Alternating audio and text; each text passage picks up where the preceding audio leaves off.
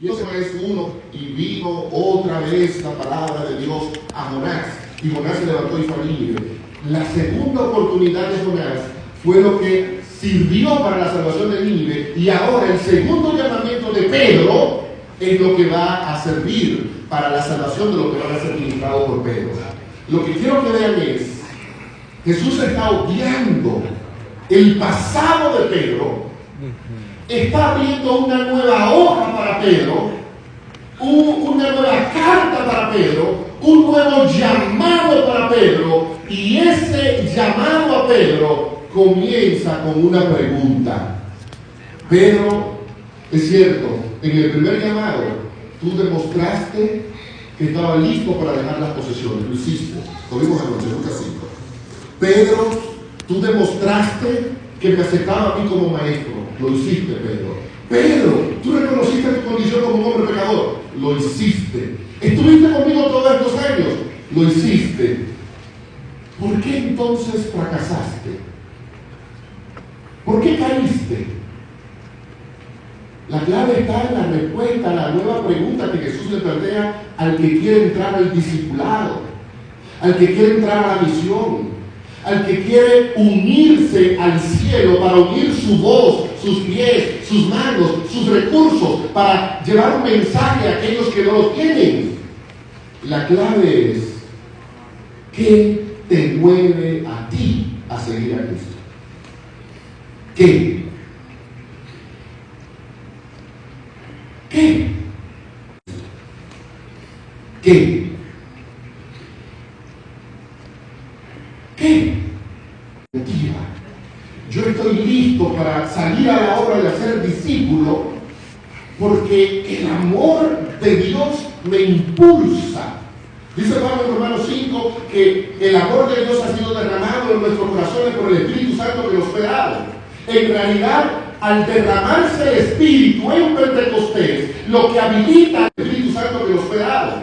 En realidad, al derramarse el Espíritu en Pentecostés, lo que habilita a la iglesia es sembrar en nosotros y fortalecer en nosotros el amor a Dios. ¿No es eso lo que dice Gálatas 5:22? ¿Recuerdan Gálatas 5:22? ¿Cómo es que dice Pablo en Gálatas 5? El fruto del Espíritu, está hablando del plural, del singular, perdón. El fruto del Espíritu es, y el primero que menciona es ¿qué? El amor. Noten cómo el amor y discipulado van juntos.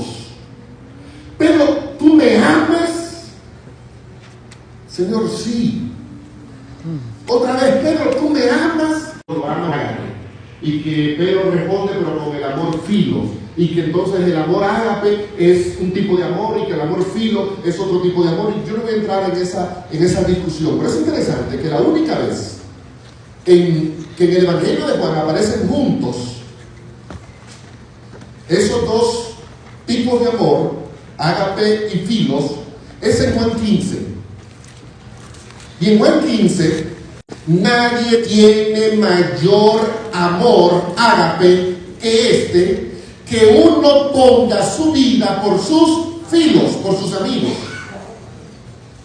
Ahí aparecen las dos expresiones. El amor filos, el amor de amigos, por sus amigos. Ahí aparecen las dos expresiones.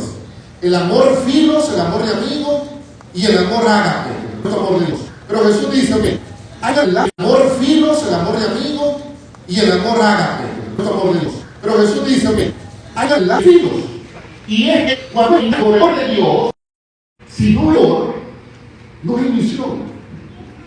Ustedes lograron entrever el entusiasmo de, ¿cómo te llamas, hermana? ¿Sí, tú? La hermana María Berillén. Con entusiasmo de la hermana Berillén. Eso lo hace el amor de Dios. Amén. ¿Por qué? Tú te preguntarás, ¿por qué yo no tengo entusiasmo para ir a la misión? Porque tú no has sido confrontado con la respuesta a esa pregunta. ¿Tú amas a Dios?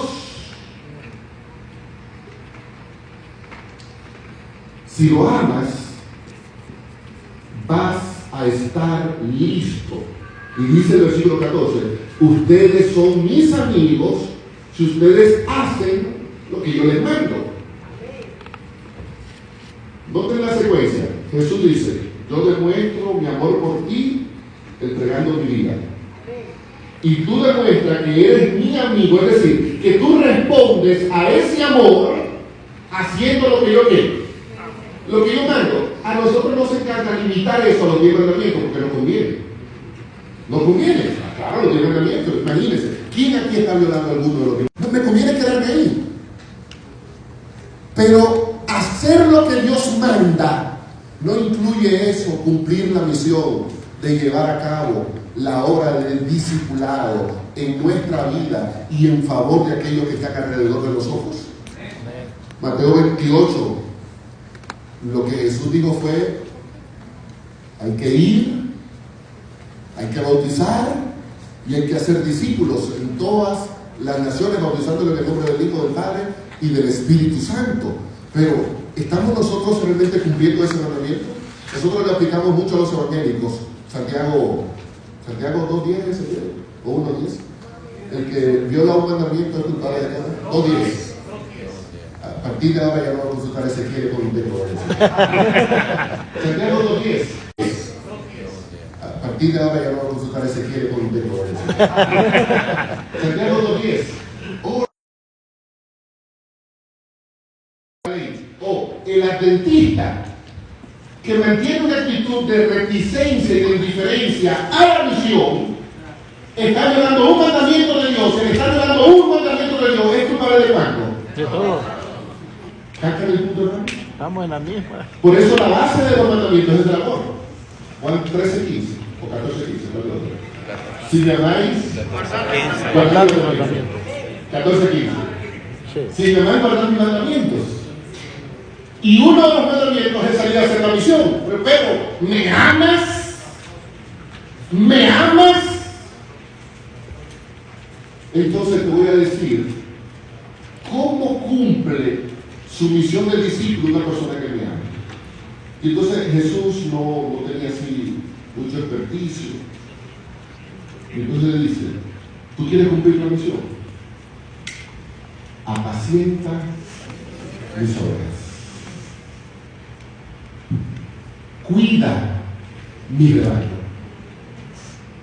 Pastorea mis corderos. Uno puede tomar esa declaración y pensar, bueno, entonces mi obra de discípulo se limita solo a los de la iglesia, porque esas son las ovejas. Bueno, Juan 10, ¿recuerdan Juan 10? De hecho, Juan 10 tiene mucha relación con lo que está pasando con Pedro. Porque en Juan 10, Jesús se presenta como el que hace lo que él está pidiendo a Pedro.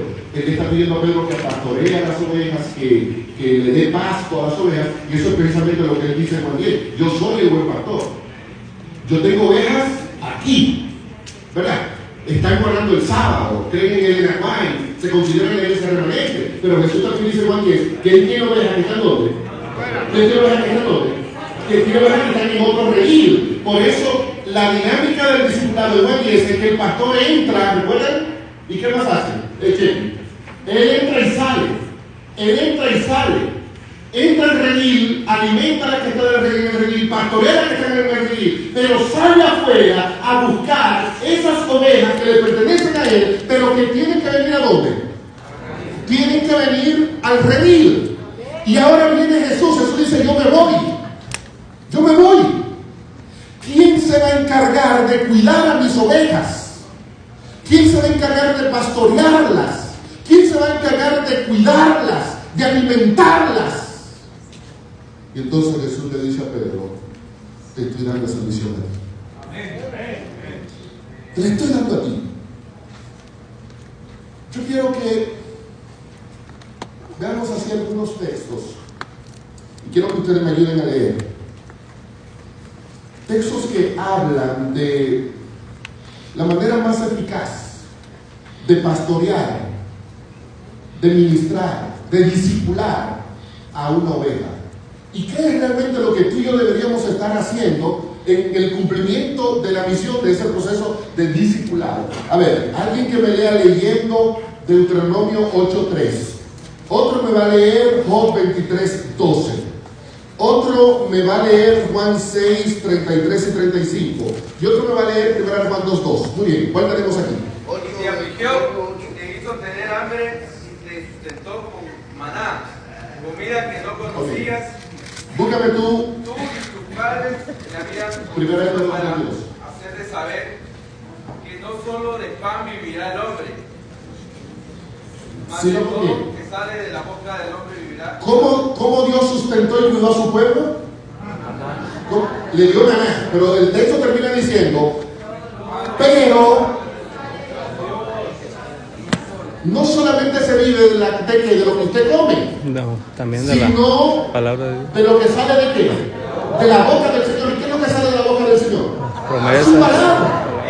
De manera que no hay una manera más eficaz de llevar a cabo el proceso de discipulado que simplemente contarle a la gente tu experiencia con la palabra. Ay, ¿Por qué muchos de nosotros no podemos tener esa experiencia de discipulado? De decirle a una ovejita, a un corderito de Cristo, yo he venido para apacentarte, para darte pasto, he venido para pastorearte, he venido para contribuir en tu crecimiento en el proceso de discipulado. Porque algunos de nosotros solamente nos hemos limitado al pan material, al maná. Pero para que una persona realmente sea sustentada, necesita, ¿qué necesita? El pan que sale de la boca del Señor, su palabra. Cuando un discípulo ha comido la palabra del Señor, dice Jeremías, comí tu palabra y me fue como por fuego. No podía contenerla. Si tengo la palabra en mi corazón, tengo que salir a contarla a las personas, porque yo no puedo contribuir con el crecimiento y el discipulado de una persona a menos que ese crecimiento se fundamente en la palabra. La fe viene por el oír, dice Romanos capítulo 10, y el oír ¿qué? la palabra de Dios. A veces el problema de muchos de nosotros es que creemos que cumplir la misión de discípulo es contarle a la gente mis creencias personales, mis apetencias personales, mis conclusiones personales, mis puntos de vista personales. Y entonces usted comienza a discutir a la gente y lo que impera es, pero yo opino, y yo creo, y yo considero. No. Cuando queremos realmente alimentar a una persona para que sea un discípulo de Jesús, lo que yo tengo que darle es una palabra. Juan 17, 17. Todo dice. Santifícale con tu palabra es la verdad. Eso me acuerdo. El otro texto que dice ahí, ¿quién lo tiene? ¿Cuál? Oh. ¿Cuál tú tienes? Oh. Dice, del mandamiento de sus labios nunca me separé, guardé las palabras de su boca más que mi comida. ¿Guardé las palabras de qué? Y uno me pregunta, ¿y cómo es que Job pudo aguantar el azote de Satanás? ¿Y cómo es que Job pudo aguantar a la mujer hablando tonterías todo el tiempo y criticándolo todo el tiempo? ¿Y cómo es que Job vio que sus posesiones se perdieron y que sus hijos murieron? Job dice, yo guardé la palabra del Señor más que la propia comida. Por eso tenía una fe robusta. Por eso pudo soportar todo lo que estaba viviendo, porque el sustento de la palabra fue lo que le permitió mantenerse de pie. Yo escuchaba al pastor ahorita. Ustedes saben que muy pocos adventistas se van porque dejaron de creer en nuestras doctrinas. No es que yo no creo que el sábado ayer reposo y me dice testigo de Jehová. Usted no va a encontrar eso. Que me dice mormón, pero que se volvió al catolicismo. Por ahí aparece alguno que se metió en pentecostal o en iglesia evangélica. Muy rara vez. Muy rara vez. La apostasía tiene que ver con que no entienden lo que la iglesia le ha enseñado. Pero cuando una persona no es capaz de alimentar y sustentar su propia vida, haciendo de la palabra de Dios algo más importante que el propio alimento, no hay manera en la que pueda permanecer en la iglesia, no hay forma. Por eso le dice a Pedro, tú tienes que irles a apacentar Ven y haz que la gente entienda que mi palabra es más importante que la comida. ¿Quién tiene el otro texto? A ver. Primera de Juan, ¿cuál tienes? Primera de Pedro. Juan 6. ¿Usted tiene Juan 6? ¿Cómo dice? ¿Cómo dice Juan 6? 5. Dice, es cierto, hace como, porque el pan de Dios es aquel que descendió del cielo y da vida al mundo. Le dijeron, Señor, danos siempre ese pan. Jesús le respondió, yo soy el pan de vida, el que a mí viene nunca jamás tendrá hambre, y el que a mí viene y cree no tendrá sed jamás. ¿Cuál es el pan de vida? Pero Jesucristo. No. ¿Cómo dice el texto? Yo soy el pan de vida. Jesucristo. ¿Qué más dice el texto? ¿Qué dice el texto? Yo soy el pan de vida. Jesucristo.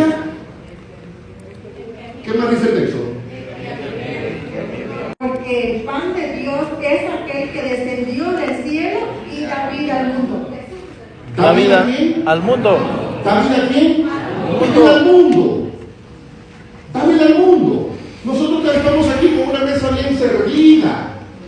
La Biblia, los escritos de Elena de White, editoriales que producen materiales buenísimos. Pero ahí está afuera el mundo esperando que uno de nosotros llegue a ofrecerle el que, hermano. El pan de vida. Porque el pan de vida no es solamente para la iglesia. El pan de vida es para el que está afuera. Jesús le dice a Pedro, apacienta mis ovejas. Lo que Jesús le está diciendo a Pedro es, tu misión como discípulo es ir y alimentar al que está hambriento de mi palabra. Amén. Hambriento de mí. Porque mientras yo no llegue a la vida de esa persona morirá de hambre. Finalmente, primera de Pedro 2:2. ¿Lo tiene aquí? Sí. Dice, desead como niños recién nacidos la leche espiritual, no adulterada para que por ella crezcáis para salvación. ¿Ustedes vieron niños pequeños? ¿Vieron niños pequeños? A mí me encanta esa imagen de Pedro. Porque ahora yo entro en el proceso del discipulado. Y yo veo un niño pequeño en la iglesia. Veo un niño pequeño que está deseando. ¿Recuerdan a su bebé o tenía hambre deseando que usted le diera leche? Y entonces usted tiene un miembro de la iglesia deseando que lo alimenten. Pero cuando usted se acerca a ese miembro pequeño, niño chiquito, se da cuenta que se hizo cacá y que huele mal. ¿Recuerda que si usted cuando veía a un niño, su hijo hecho cacá cuando era niño? ¿Recuerda que es usted? Bueno, pero ahora nosotros vemos un niño chiquito en la iglesia que se hizo cacá. Eso es lo que decimos de los pastores, mojando gente. Mira ese de bautizó y yo. Perdón de la imagen. Pero es un niño chiquito. Es un niño que hay que darle ahora la leche espiritual. Y Pedro dice, en la medida en que ese niño vaya participando en la leche espiritual, dice el texto que va a qué? ¿Va a qué? ¿Va a qué, hermanos? Va creciendo, ¿qué quiere decir la Biblia? Creciendo en la salvación. Hermano, lo que te decía anoche, la experiencia cristiana es una experiencia de crecimiento continuo, es un proceso. No es que, yo me leí hoy el camino a Cristo y ya nunca más ya me siento en el tope. No. Es que cada día tú vas creciendo para la salvación. Cada día necesitas ese alimento. Por lo tanto, mi tarea como discípulo es una tarea 24/7. Amén. Tengo que estar listo para alimentar. Listo para compartir, listo para ayudar al pequeño a que crezca. Y ahora a mi niño pequeño, yo tuve que enseñarlo a comer, yo tuve que enseñarlo a vestirse, yo tuve que enseñarlo a no hacer pupú en cualquier lugar. No, yo tuve que enseñarlo, tuve que instruirlo, tuve que educarlo. Y hoy la menor tiene 18 años. ¿Ustedes creen que se acabó mi proceso de educación? No. La mayor se graduó de la universidad, tiene 22 años. ¿Ustedes creen que se acabó mi proceso? Ahora el proceso cambió. Sí. Porque ahora los tres me dicen, papi, no es así como tú dices. Como tenían 2 años, haciendo lo que yo decía que había que hacer. Pero ya tiene 22. Hace un par de semanas, mi hijo me dijo, estábamos discutiendo un tema. Y me miró a los ojos y me dijo, ¿tú sabes cuál es la diferencia entre tú y yo? Yo le dije, ¿cuál? Me dice, tú estás aquí para defender un punto. Y yo estoy aquí para buscar la verdad. ¿Captaron? La forma en la que nosotros queremos discipular a la gente casi siempre se fundamenta en aquí estoy yo para dar a defender mi punto. Y este es mi punto. Y estamos lidiando con una sociedad que cambió y entonces te confronta y te dice de la cara, la diferencia entre tú y yo es que tú lo que quieres es defender un punto. Tú lo que quieres es defender tu verdad, tu iglesia, tu doctrina, tu enseñanza. Y yo no estoy en ese modo. Yo estoy en el modo de buscar la verdad. Y a nosotros nos cuesta lidiar con esta nueva sociedad. Se nos hace difícil lidiar con esta nueva sociedad. Y a veces no es solamente un problema con la sociedad, es un problema que le hemos traído a nuestra propia familia. Y lamentablemente muchos de nuestros hijos decidieron irse porque nunca le dimos la oportunidad de que ellos razonaran, pensaran, interpretaran y llegaran a las conclusiones que hemos llegado a través de enseñarle la verdad, no enseñarle un punto para ganar.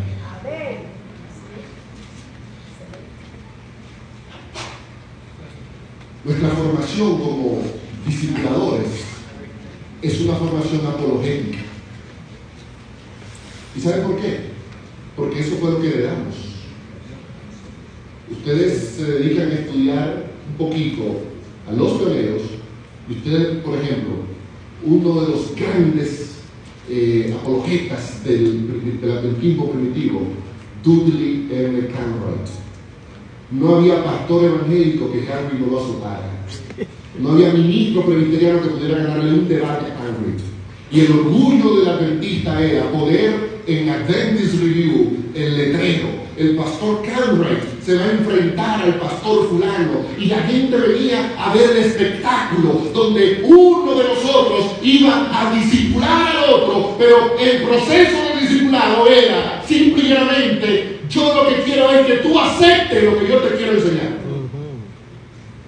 Y ese fue el método de trabajo de nuestros pioneros. Había una que nunca cayó en ese tipo de relajo, Elena White.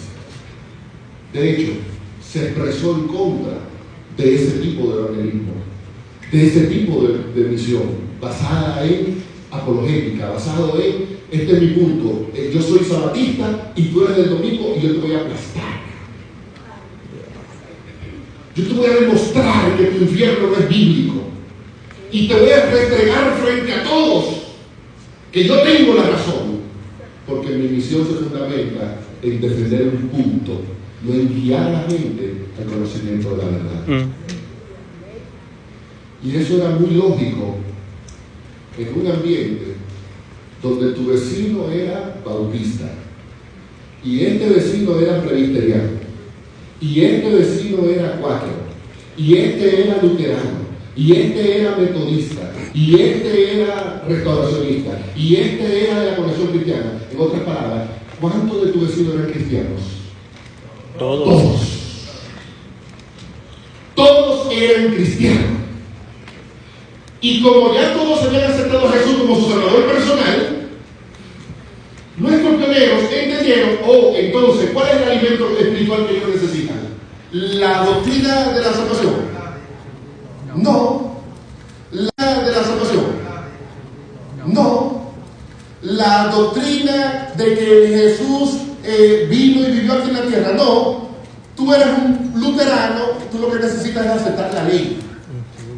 Tú lo que necesitas es aceptar el sábado. Y entonces, como el foco de su visión, todos eran cristianos, el énfasis del alimento que ellos llevaban era ley y sábado, porque eso era lo que el mundo necesitaba. Es lo que encontramos, por ejemplo, en el Nuevo Testamento, pero con un sentido contrario. Y esto lo que le estoy ilustrando es que el discípulo inteligente tiene que saber qué tipo de alimento va a compartir con la persona con la que él está trabajando. Miren a Pedro en el libro de los Hechos. ¿Recuerdan alguno de los sermones de Pedro? ¿El primero dio 5.000 personas? 2.000 personas, ¿verdad? Ya tenemos tres. Hechos 2. Fue largo el discurso, ¿no? ¿Cuántas menciones a la ley hizo Pedro en su discurso? De que hay que guardar la ley. ¿Cuántas veces le dijo Pedro en su discurso, y el sábado es el sello de Dios y hay que guardarlo? ¿Cuántas veces dijo, y los alimentos inmundos están prohibidos por Levítico 11, por lo tanto, ustedes no pueden unirse a la iglesia a menos que dejen de violar la ley de Levítico 11? No. ¿Cuál fue el centro de Pedro? La promesa del Espíritu Santo. Cristo como Mesías. Porque el judío guardaba la ley, el judío guardaba el sábado, el judío no comía cerdo, pero ¿qué era lo que el judío necesitaba? Como rechazó a Cristo, lo que necesitaba era que se le predicara a Cristo. Y entonces uno se enoja cuando oye a Pablo decir, yo predico a Cristo, ¿y a Cristo qué? A Cristo crucificado, porque la audiencia de Pablo era una audiencia judía que su problema era aceptar a quién, aceptar a Cristo. Nuestros pioneros fueron inteligentes al ver eso, y entonces nuestro pionero razonó, pero es que si yo le estoy predicando a este lo que necesita es que yo le hable de la ley, que yo le hable del sábado, que yo le hable de la no inmortalidad del alma y que le hable del concepto que nosotros tenemos del santuario. Y eso le dio éxito al pionero, porque estaba alineando con gente que ya tenía un buen fundamento en su experiencia espiritual. Pero estamos en el siglo XXI. ¿Cuál de tu vecino es cristiano? ¿Cuál de tu compañero de trabajo es cristiano? Supón que sea México. Todos los mexicanos somos ¿qué? ¿Cuál es nuestra religión? Todos somos católicos. ¿Cuántos de esos católicos van a la iglesia? ¿Cuántos de esos católicos van a la misa? ¿Cuántos leen el catecismo? Pero yo tengo que saber la palabra diaria, ¿cómo se llama? La palabra diaria, ¿cómo se llama? La hoja parroquial. ¿Cuántos leen eso? Entonces, usted llega donde este católico y le quiere demostrar que María no es la mediadora, pero ese católico no tiene idea de quién es Cristo. No sé si me están captando. No sé si me están captando, hermano. Ese vecino suyo, no tiene la más mínima preocupación. Miren nosotros estamos de este lado, y nosotros decimos, oh, mi vecino, pobre vecino mío, está batallando porque tiene que decidir entre el sábado y el domingo, y el pobre, pero yo lo voy a ayudar. Le toco, vecino, yo he venido a decirle que el sábado es el día de reposo, porque ese es el problema que usted tiene. Bueno, por Dios. ¿De verdad ese es el problema de su vecino? No. La sociedad cambió. La sociedad cambió.